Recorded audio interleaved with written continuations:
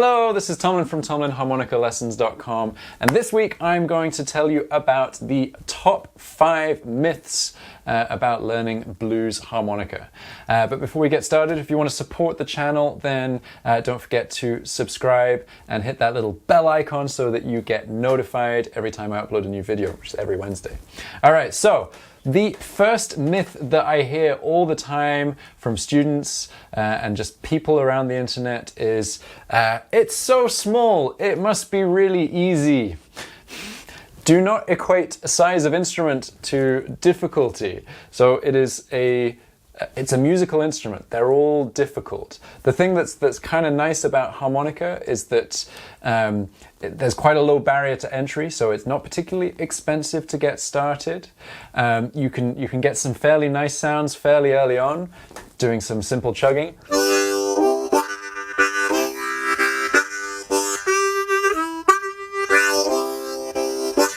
But it is not simple. There's so much you can do with it. There are so many different techniques.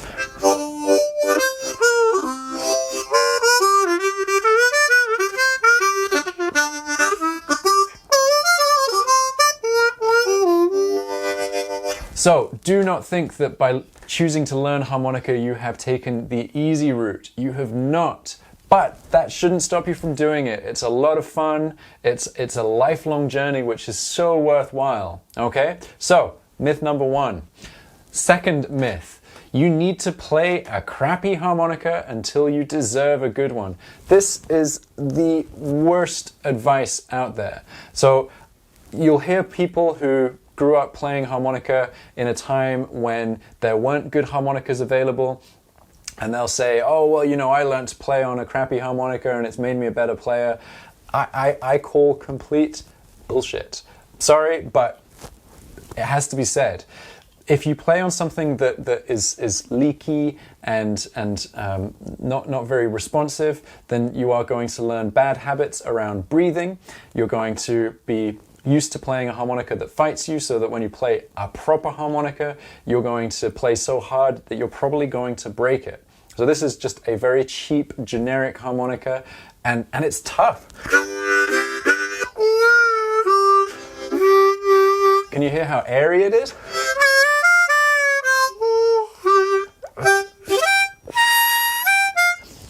It's not going to do anyone any favors learning to play on a crappy harmonica.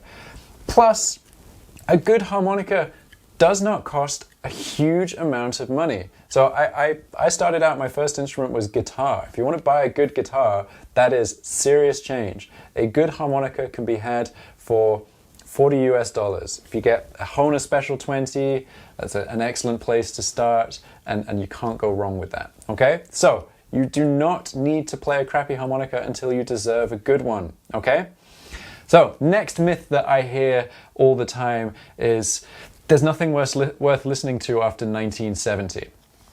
So where does this come from? This comes from all of the fantastic harmonica players, all of the pioneers, the Little Walters, the Sonny Boy Williamsons, first and second, the Sonny Terrys, Carrie Bells, all of these fabulous players from before 1970 who did define a lot of what we're still doing now. But there's so much more. The instrument has gone so much further since then, with players like Howard Levy, Kim Wilson, Jason Ritchie, Todd Parrott, Jerry Portnoy. Like there are so many, and I'm not leaving anyone out on purpose. And then there's this whole new generation of younger players like Konstantin Reinfeld, who are just complete animals on the instrument and taking it so far.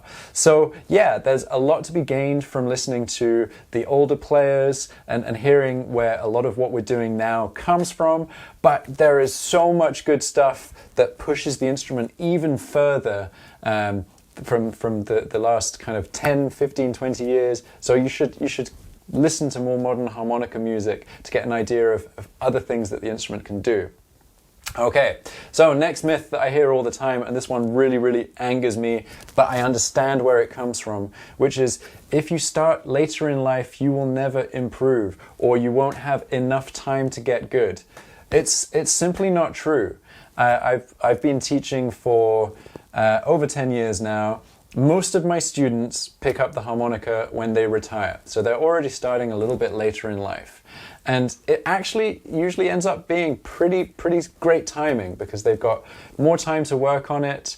They can throw themselves into it in the same way that kids can throw themselves into instruments because they don't have to worry about all this other stuff like young families and jobs and real world stuff. We don't have to, you don't have to worry about that. Hopefully. I know that's not everyone's scenario, but if you're fortunate enough to have a nice relaxed retirement, then that's a great time to start learning harmonica. And if you practice a little bit every day, you're gonna keep improving. And the thing that I find quite often with older students is that often they're massive fans of music. They've been listening to music their entire lives, and that's given them a language that actually makes it easier for them to learn. Because I've also taught very, very little kids. I've taught from kind of 5 upwards, and they have to learn everything. They've not listened to music really. They don't have this whole library in their minds of what's happening musically, what it all means. Whereas someone who's been a fan of the music for decades, they're going to find it a lot easier to find little bits and pieces to hook onto. So you're never too old to get started. Plus, final thought on the age thing, think about what you want from the instrument.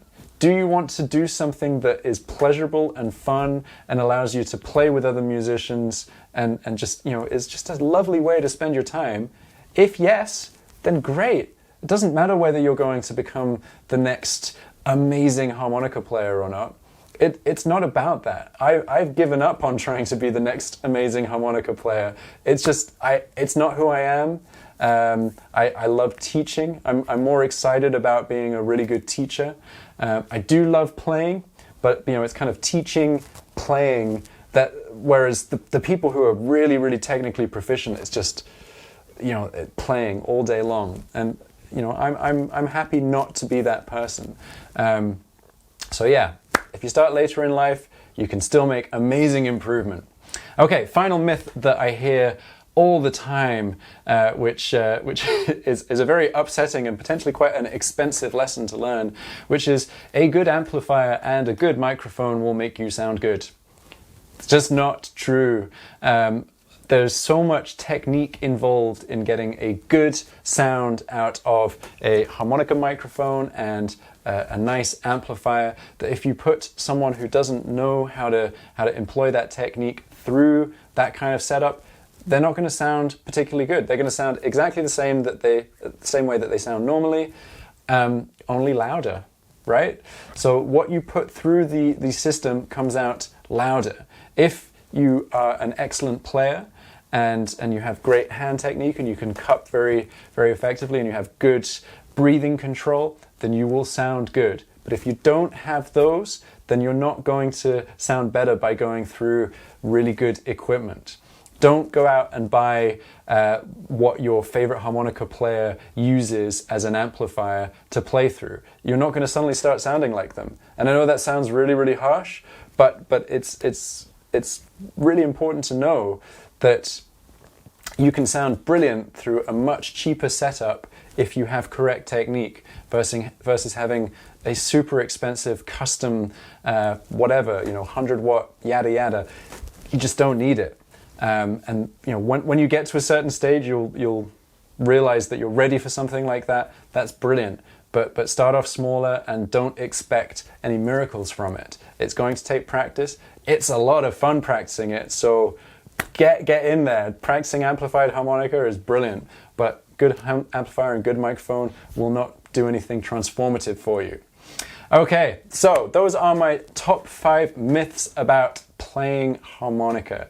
If you are early in your journey of playing harmonica, then I suggest you check out my free 4-week foundations course. You can click on the link up here, or you can click on the link in the description below, and that will kind of give you everything you need to get started playing blues harmonica.